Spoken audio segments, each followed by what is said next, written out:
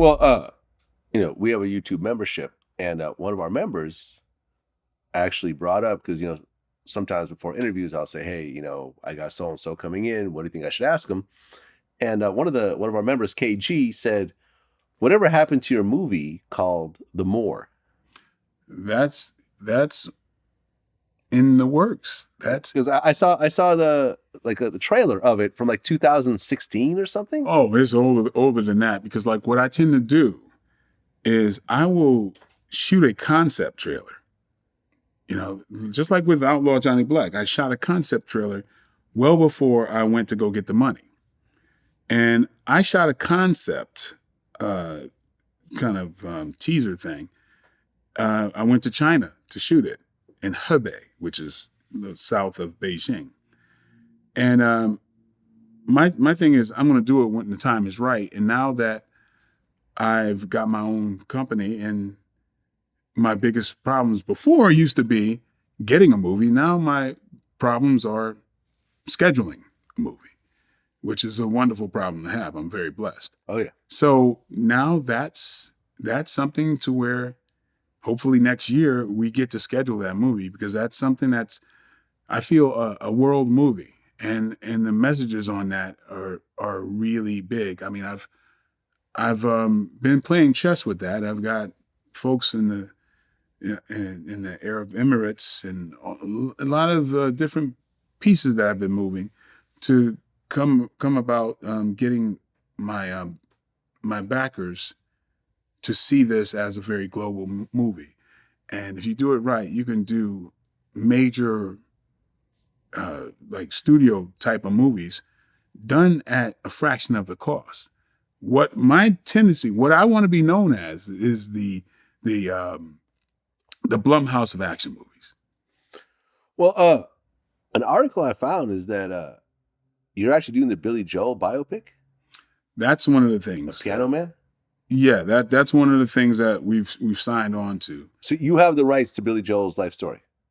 Well, so to speak, that it's a time period before he became the Billy Joel that we all know. Okay. And that's an interesting story. We then, it's one of these things that, dare say, the story before the story is the most interesting part. There's a lot of the story and the love story of Billy Joel, which people think that they know that guy, man. It's almost like Raging Bull with a piano, and the relationships that you could see might have prompted some of his greatest hits. I think there's an interesting take on it. So what you're talking about is the time period before. It's like from 68 to 73, I believe, where the Genesis story would be. Is he involved in this production? No. Oh. No, he's so not. It's like an unauthorized biography kind of? The majority of these things, the main person's not involved. I mean, I don't know how these things work. I mean, I'm seeing stuff like, the Little Richard story or the New Edition story, where I know the actual artists are involved. Sometimes it is, but I mean, Mike Tyson wasn't involved with the Tyson. No, he was not. Or the new one that's coming out. Yeah. Right. Yeah. So it's, that's very common that, because a lot of times somebody's passed on and they're not involved. Yeah. So it's not a necessary thing. Yeah. If you're using his hits as part of the thing, but we're not telling the story of the hits. We all know what those are. So it's about telling a story prior to that. Well, we had a couple other questions from members. For example, Pierre Howie actually had a very interesting question. He said, what kind of short-term, long-term, and permanent injuries have you amassed over your career in terms of all the martial arts work that you've done? Man, where's some wood that I can knock on, man? I've been very blessed, man. No real injuries? No. And I've been through some wars. I've been through a lot of wars. It's weird. My friends who play basketball have far more injuries than I do. Because or football, for that matter. Oh, my God. Because it's like you being relaxed and not expecting to be damaged is when you get the worst damages. when somebody's trying to kick your head off, you for some reason get less damage. But I mean, my friends who are fighters, yeah, the majority they have suffered quite a lot of damage. I'm very fortunate because one of my main arts is called Kyokushin. It is a bare knuckle type of thing, and I got used to getting my ass kicked a lot. That it was almost like, I don't know, you say it's sadistic a little bit back in the day. So that's why I was never afraid to just mix it up with folks. Because the way I was trained in Kyokushin is I guess you would call it a bit brutal. Well, another question from a member, Shock the Maven, said, of all the martial arts that you've learned, all the belts that you've earned, which style is your favorite? It's Kyokushin. It's Kyokushin. So you've already answered the question. It's absolutely Kyokushin because, the test in Kyokushin, like I said, it's bare knuckle. I grew up fighting grown men with bare knuckle. And so you get hit, that's your fault. You get used to this kind of ethic to where you're always going to be faced with having to overcome fatigue and everything. Even when you're tested, right? We have something called a 10-man. I think I mentioned that before. I've done the 10, 20, 30-man fights to where you're fighting fresh people. And there's going to be a point where you feel like, I'm overwhelmed. I can't continue. I don't care how good you are. You're tested with yourself. And you find out you can hit a superhero button, that you can go a lot further than you think you can, but you got to walk the burning sands to find that out. And so when I'm fighting, a 20-man, I'm thinking, am I crazy? And when I go to that thing that I recently did some years ago, with all my accolades as being the action star, and I'm fighting these people there's people from Russia, people from Bulgaria who badass fighters. And I got to overcome myself. I got to train 8 hours a day. You know what?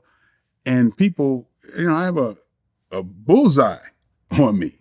It's not no favoritism. They want to knock my ass out. And, there's a certain point where I go, what the hell am I doing? Is this worth it? But then I get past it. Then I go, man, I'm so glad I tested myself and went through it, because life has not been presenting these tests to me, but it's about that internal fortitude. So, if you can go there and you have that in you, it can only be tested one way. Well, another one of our members, AJ Ware, said, talk about the story. I guess you went on the Joe Rogan podcast about kicking a punching bag off the chain. Oh, I wasn't on that. He talked about it. Okay, never mind. Yeah. He talked about the story on his podcast, but you weren't actually there. Right. So what exactly happened?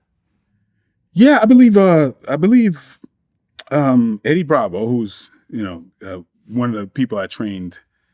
I trained under him in Brazilian Jiu-Jitsu. He was like a guru. But he and Joe Rogan are like best friends, and I've known Joe Rogan for a long, long time.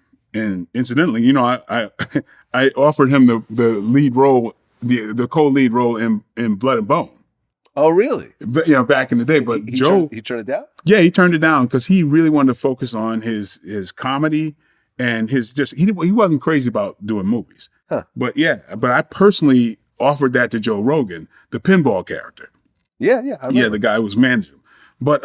But Joe, my God, Joe was training with people like Maurice Smith, who was like one of the baddest kickboxers, K1 kickboxer, way before even UFC came around. So Joe's like seriously legit.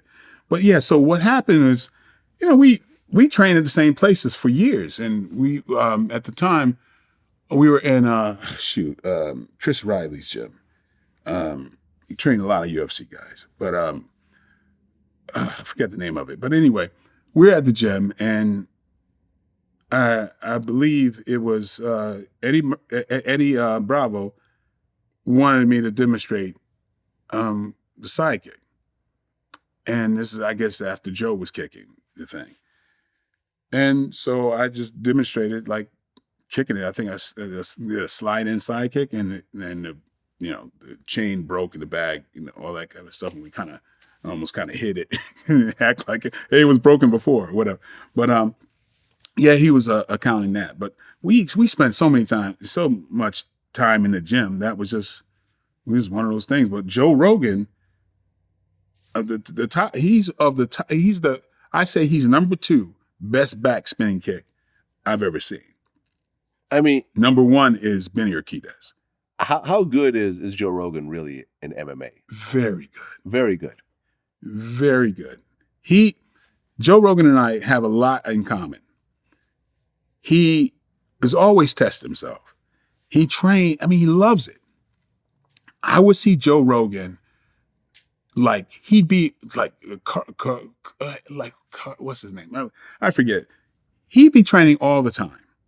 Most of the time I'm going there, he's training. He's doing jujitsu with Eddie, and Carl Parisian, all these top jujitsu guys.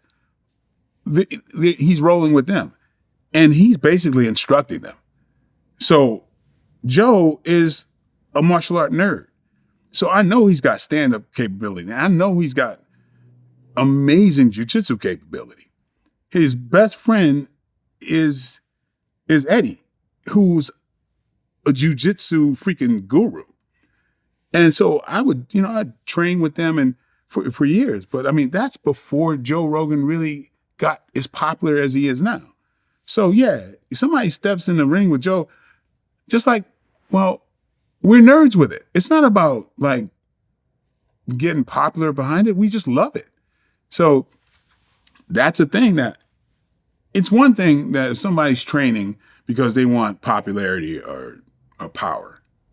But it's another thing if you're training because you love it. And it's not about getting money or anything else like that. So that's one thing that I think we're very similar in. We do it for free. That's what we do. We have the choice to do it or not.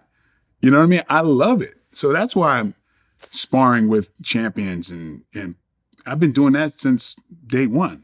Wrestlers, all that type of stuff. And I don't mind getting my ass kicked because every time I get my ass kicked, I learn something. So that's fun to me. Joe's the same way. And we're both competitive billiard players too. Okay. Yeah.